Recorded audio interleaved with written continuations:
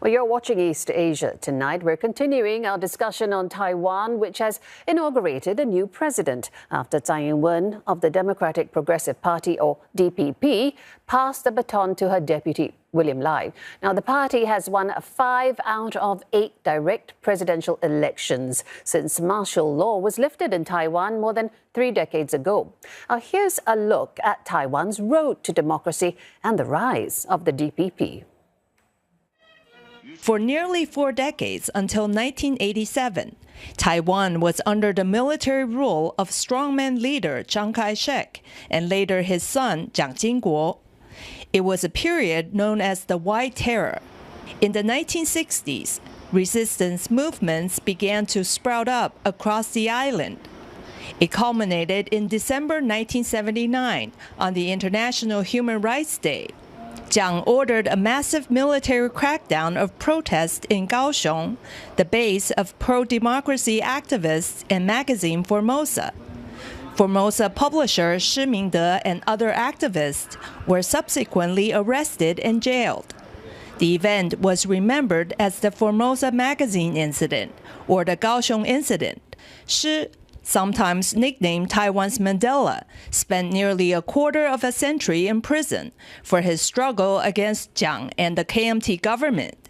He and other key figures of the Formosa incident would later form the leadership base of Democratic Progressive Party when it was set up in 1986 as an illegal entity. In 1987, in a surprise move, then President Jiang Jingguo lifted martial law. He later launched a series of democratic reforms in the 1990s that allowed Taiwan to hold its first direct presidential election in 1996, and 4 years later propelled the DPP to power. In 2000, DPP candidate Chen Shui-bian, the son of a tenant farmer who campaigned on his native-born Taiwanese identity, won a 3-way race and ended KMT's half-a-century rule of the island. Well, we have CNA's Victoria Jen in Taipei and Olivia Seong in Beijing rejoining us again in the studio.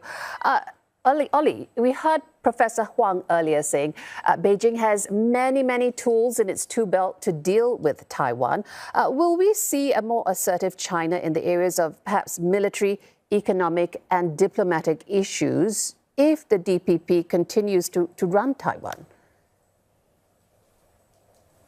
Yes, Joe, we were talking earlier about how analysts do agree that this heightened level of tension that we've seen since the DPP under Tsai Ing-wen came to power in the last 8 years is likely to remain with William Lai at the helm, and that includes this heightened military pressure and increased military activity from the mainland. But Beijing also has other levers besides on the military front. It continues to whittle away at Taiwan's few remaining diplomatic allies. It's also using economic levers. We saw it recently lift those tourism restrictions for Fujian residents in the south of China to visit the Matsu Island in Taiwan, although a further relaxation of those tourist restrictions continues to be discussed by the two sides. But we also saw how in recent times, with the former Taiwanese president Ma Ying-jeou visiting Beijing from the Kuomintang, that also sending a signal, according to analysts, that dialogue is possible if the DPP were to acknowledge the 1992 consensus. But it remains to be seen how things move forward, as the solution that Beijing has put forward, the one country, two systems model, has not been accepted by any Taiwanese political party. Jill.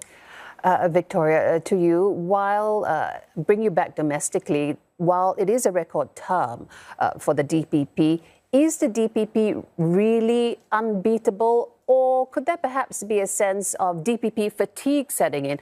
For example, in the young who feel that they may be too establishment and don't address their issues of economy, inflation, etc. That's right.